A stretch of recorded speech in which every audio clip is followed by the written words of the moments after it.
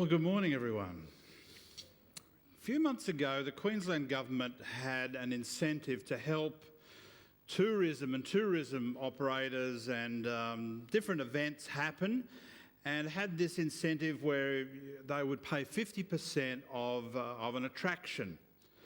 And Bonnie and I entered. We love entering competitions. We won. So they had this $100 voucher. You could spend up to $100 and for some thing, and then they would pay half and we would pay half and do this experience. So we're looking for all the list of things that were attractions and events and things like that. So we wanted to do something that was a little bit different, a little bit quirky, something you wouldn't normally do, something you think, well, you know, I wouldn't normally do that, but if someone's paying for half of it, why not do it?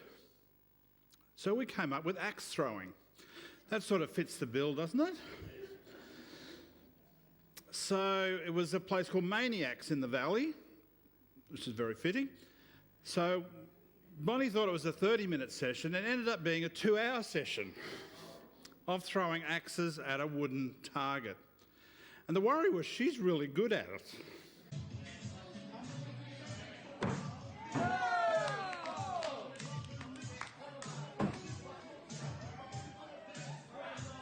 So don't mess with Bonnie. She was really good on the long-handled axe. And yeah, so she thought it was half an hour. It went to an hour. It kept going, and the guy kept doing different things. There were different axes, and there were different ways to do it, and he put stickers up. So, if you've got frustration, if you've ever wanted to throw an axe at someone, really good way to do it. Now, we found another one afterwards. I'm not sure if it was covered in the actual Queensland holiday dollars thing, but it was called the Rage Cage. Have you seen the Rage Cage? It's in Maruka. Smash things, feel good, no cleanup. So for $50, you can get a milk crate full of stuff, plates, whatever, and you break them and you smash them.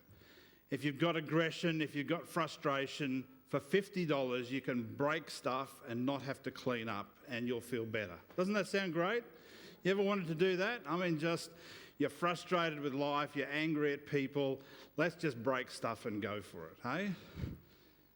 That sort of philosophy happens, if you've got that aggression, then just let it out. And it might be physical, it might be verbal. Find someone that'll listen to you, even if they won't, and just verbal. Just complain about what's going on for you in life. If you're frustrated, if you're annoyed, if you're upset, just give full vent to your anger. Just spew it out and you'll feel better. Isn't sort of that the philosophy that some people have? What we're going to learn today is that it's not always helpful and it's not always accurate, the frustration that we actually have. Maybe somewhere it's misplaced. And a lot of it comes down to, and what we're going to see today, is basically these big how come questions. How come good things happen to bad people? And how come bad things happen to good people? You ever felt that? Of course, we're always the good person, and other people are always the bad people. And we look and we compare. How come I have to cope with this and other people don't have to? How come I have to go through that and these other people don't seem to have the same deal? And so it's easy to get frustrated and just vent and just go for it. But we're going to find out from a psalm, a guy called Asaph, who was a contemporary of King David, that maybe that's not always the best approach. Just if I'm feeling it, I'm going to let it all hang out and verbalise it and tell anyone who cares to listen, and even those who don't want to listen, I'm going to tell you about my frustrations. But we're going to see how misplaced it might be. So here's Asaph, who did that, who shares some of the frustrations that he has and lived to tell the tale, has written about it in one of the Psalms. And that's why I love the scriptures, is that they're honest. It's not just an airy-fairy view of life. It's real and down to earth. If you're feeling it, this is how I feel. But there's a good conclusion with it. So Asaph starts off with an affirmation of his faith. And that's important to know. Because he's going to say some things, and I'm going to say some things today, and you're going to worry, is he all right?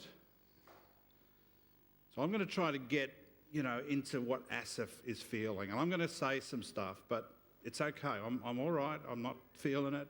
It's okay.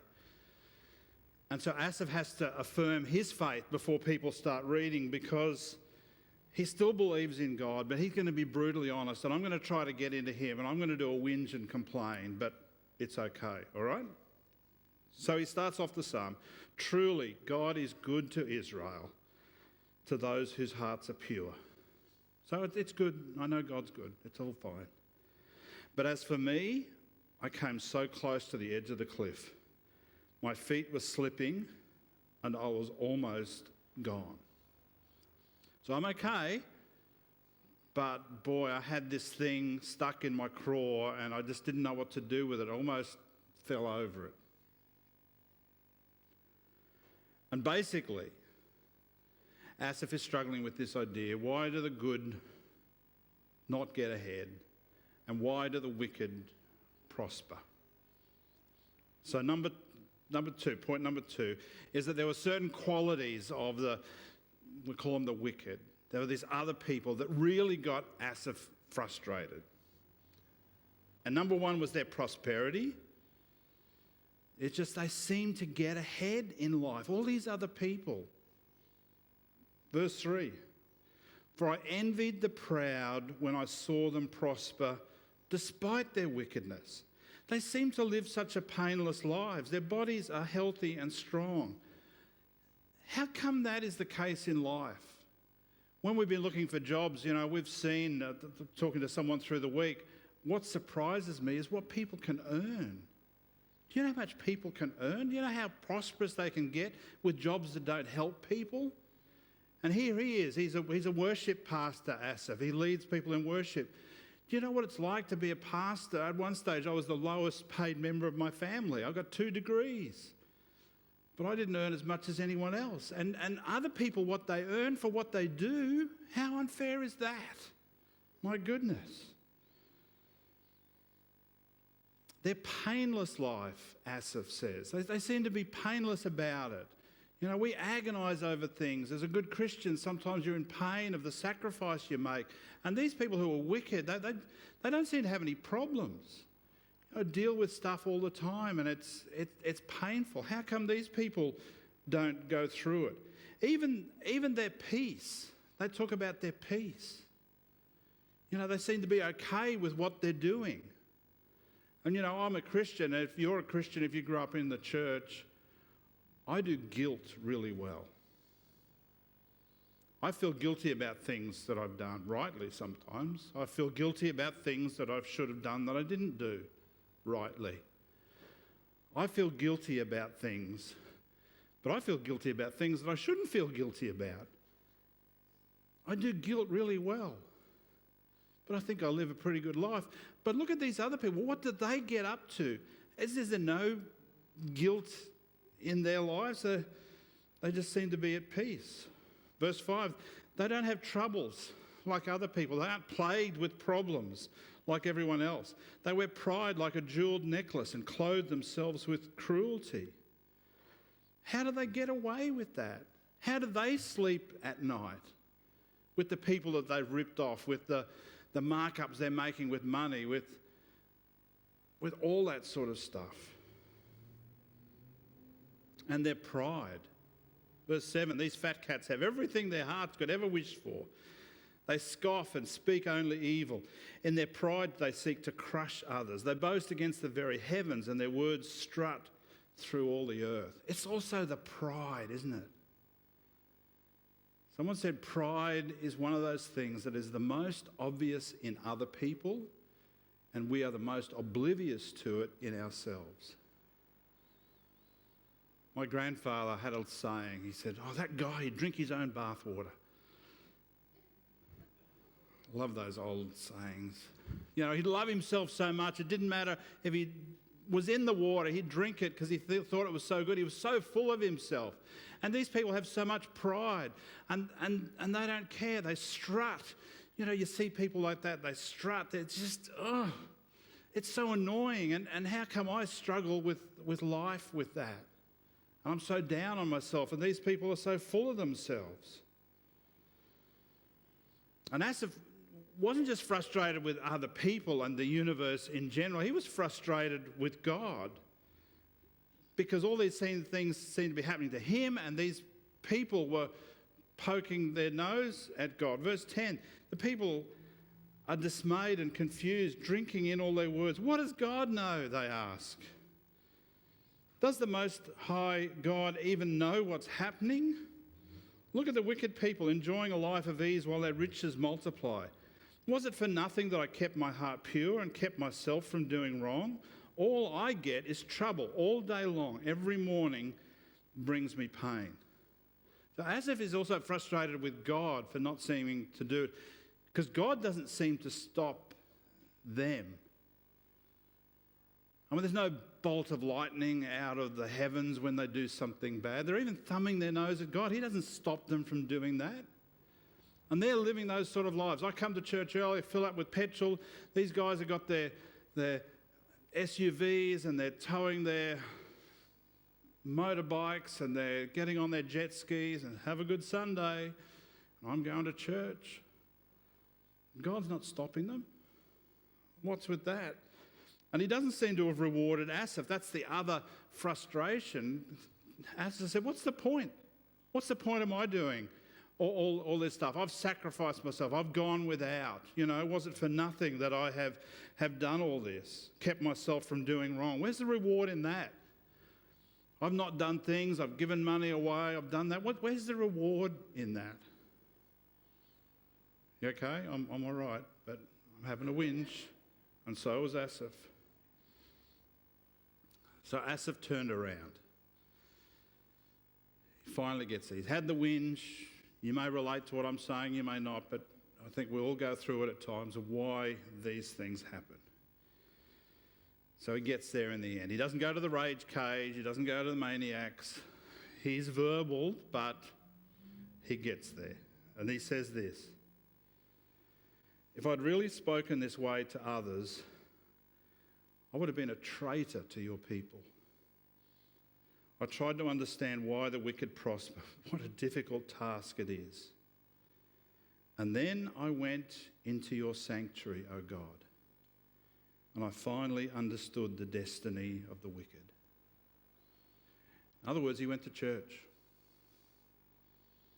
He went to church.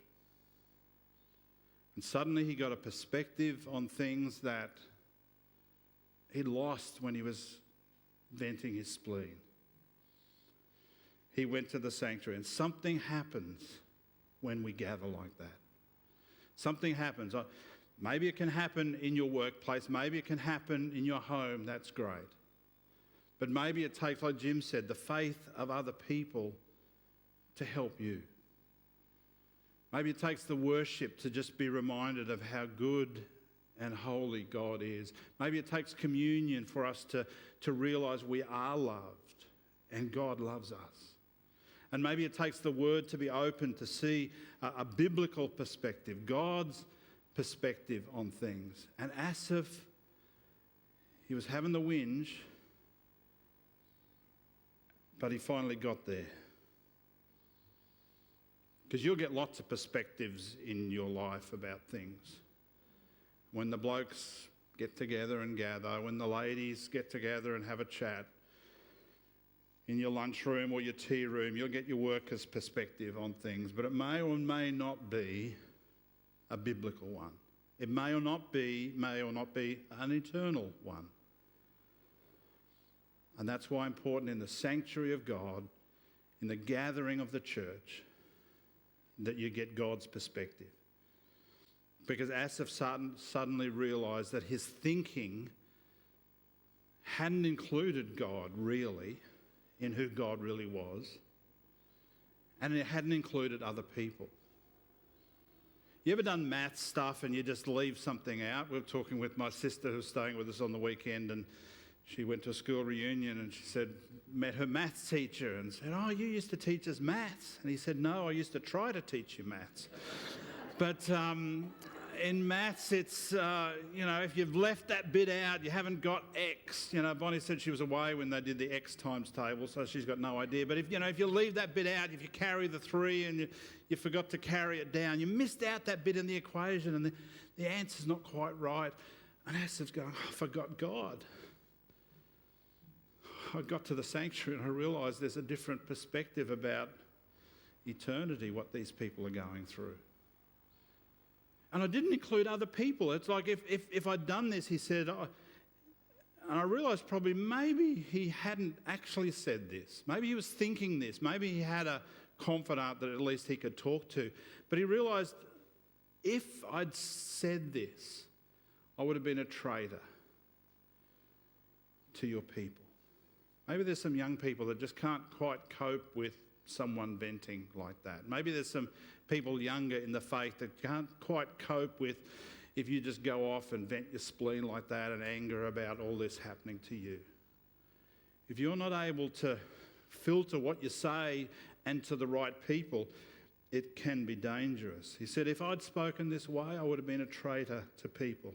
Fine for yourself to go off and vent. Fine if you vent to a counsellor or someone like that, a mature person who can cope with it, someone who can, bring you back on track.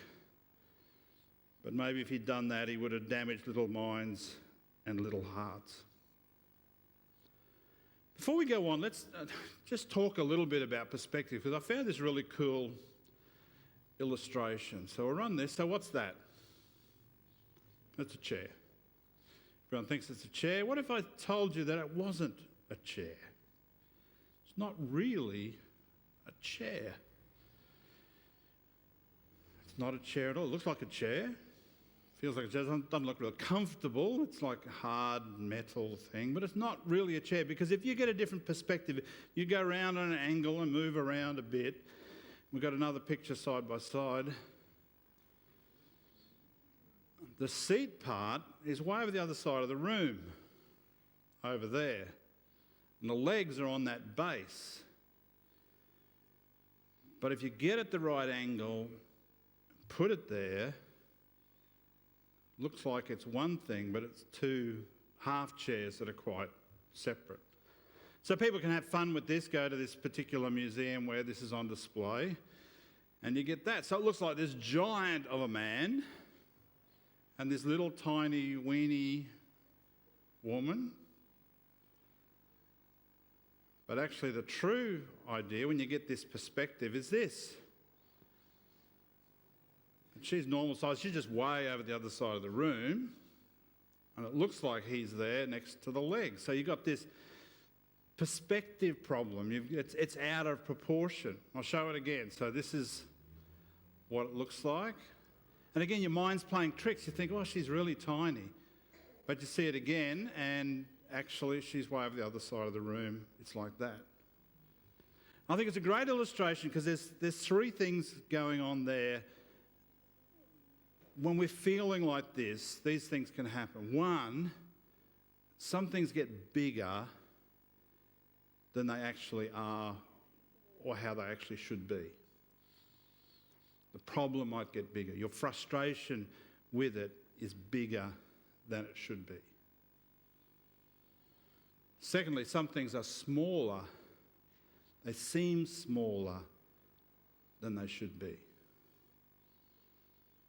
The woman is smaller. She's not that much different to her husband. But sometimes maybe God's place in this is smaller than it should be. Your ability to cope with this is smaller than it should be. The third thing that happens is, as we saw at the start just with the chair, we put two things together that are actually separate. That's not actually one chair. The thing is in the other side of the room and the legs are there, but we've put them together. And sometimes we put together stuff that doesn't belong. The wicked are prospering. I'm not. Oh, God must not care about me. Well, those two things don't belong together. But we put them together because that perspective and that lack of proportion of what we've got. And we're putting things together that shouldn't be there. And so when we get that eternal perspective on what Asaph finally got, he got there. Verse 18, truly you put them on a slippery slope, on a slippery path, and you send them sliding over the cliff to destruction. In an instant they are destroyed, completely swept away by terrors. When you arise, O Lord, you will laugh at their silly ideas as a person laughs at dreams in the morning. And maybe, just maybe, they don't get away with stuff as easily as I thought. Maybe God hasn't punished them yet. Maybe that's coming. And maybe he is laughing at their ideas, but he just hasn't pulled the trigger yet. And they're coming up to destruction. They are going over the cliff. They're just not there yet. And sometimes we're in the here and now. We want it to be dealt with straight away. It's just not there yet. But God is faithful. Somewhere down the track, that will happen. Verse 21. And then I realised my heart was bitter and I was all torn up inside. I was so foolish and ignorant. I must have seemed like a senseless animal to you. And Asaph realised that he was part of the problem. He was bitter at everything because he was bitter. He was bitter at the whole world because his heart was bitter. He was torn up inside. And this bitterness of heart flavoured everything he tasted in life. This bitterness in his heart coloured everything that he saw. We have this little joke. So a guy falls asleep on the couch and someone puts a little bit of smelly cheese or manure or something just on his moustache there. And the guy wakes up. This chair stinks. Goes over to the next chair. This chair stinks too. Goes over to another chair. This chair stinks too. This whole room stinks. He goes into another room and everywhere he goes, this room stinks too. Goes to another room in the house. This whole house stinks. He goes outside. Everywhere he goes, the whole world stinks. Sometimes Bonnie and I look at people and just say, the whole world stinks. There's some people that no matter where they go, no matter what they do, the whole world stinks. And let me tell you, they don't. The whole world doesn't stink, they stink. But they're always angry at everyone. They're always angry at other people because they are angry in their heart. And they're bitter at other people and bitter at the circumstances and bitter at their families and bitter at life. And they're bitter because their whole life is bitter. They're bitter. And Asaph realised that was him. His heart was bitter.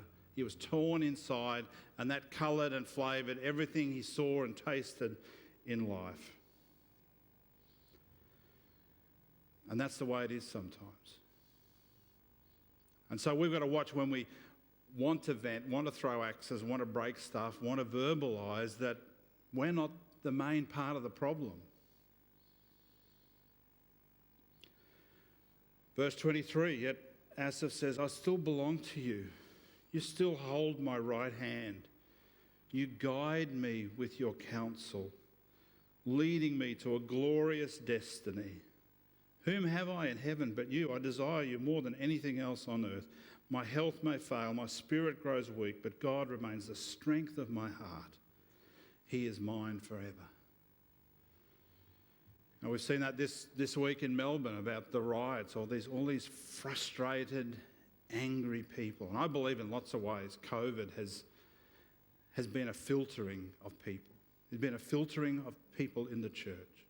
What is important to people? Is God really their most important? Is he really the strength of their heart? Do they really belong to him? Are people really being guided by the counsel of God? Or do they have a different agenda? Are they just along for the ride? It's a filtering, because nothing of what is certain, even the earthquake. My daughter went through the earthquake this week, and she said she thought it was construction work, but then no one's allowed to do construction, so it couldn't have been that. You know, everything in the... I said, well, what do you rely on when even the earth won't stay still for you? And that's life. Everything's just churned up. But we can react and respond like that. We can verbalise and throw stuff. Or we can rely on God, who will not move, will not be shaken, will not change. Are we about his agenda or ours? Do we know the eternal destiny and ours? And that God remains the strength of our heart. And even as Asaph says there, whom have I in heaven but you? Reminds me of the disciples when Jesus would say some pretty unpopular things and some pretty challenging things, and people left, and Jesus said to his disciples, what are you going to do? Are you going to go too? And they said, well, where do we go? I mean, it's hard, it's tough, but you have the words of eternal life. Where else would we go? Where else would we go? Whom have I in heaven but you? I realise Asaph is saying there was more to my faith than I thought. That God has guided me more than I realised. That I will hang on to him no matter what. And that's really important. 27, those who desert him will perish. I don't see it at the moment, but I know it will happen. You destroy those who abandon you. But as for me, how good is it to be near God? We take this for granted, I reckon. How good is it just to be close to God? People in the world don't have that. People in the world don't have that hope. But how good is it to be near God at times like this? I've made the sovereign Lord my shelter, and I'll tell everyone about the wonderful things that you do. This term has been a lot about that at Westside. We've talked about the bless strategy. We've talked about sharing our faith. We've talked about wanting to make it personal like we did last week. And even this is about, look, I'm not going to whinge, I'm not going to complain, I'm not going to bring others down because of my whinging. I'll actually tell of the good things that God is doing. I'm not complaining about the things that I feel unfair in life. I'll tell people about the good things that they're doing. I want to stay positive, and I want to point other people towards God. So how are you feeling today? You okay? You don't want to whinge? How's your heart? Is it bitter? Is there stuff going on there? Just remember how important it is to stay close to God, to get that perspective, to keep on track, to get the right perspective, not put two and two together, not make some things bigger than they are or smaller than they should be.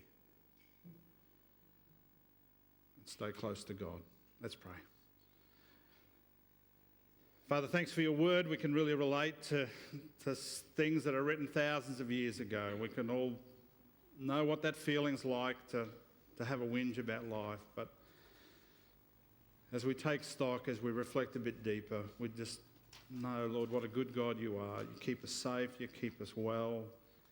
And even if in this life, Lord, you will reward us in the next. Thank you that there is different parts of the equation that we don't always factor in. So help us not lose perspective, to keep you large and us and our problems small in comparison. That, Lord, your love is eternal. You will reward us. There's a righteousness and a resilience that you've built in us that sometimes we don't always see. But Lord, you're a good God. And we thank you for the honesty, the upfrontness of someone like Asaph today, that you're a good God to us. And that even though there's coronavirus and earthquakes in Melbourne, There's all sorts of things, Lord, you are unchanging. You don't change because you never need to. You're perfect. So help us to rely on you and get all that stuff in perspective as we sing your praise again today, Lord. Amen.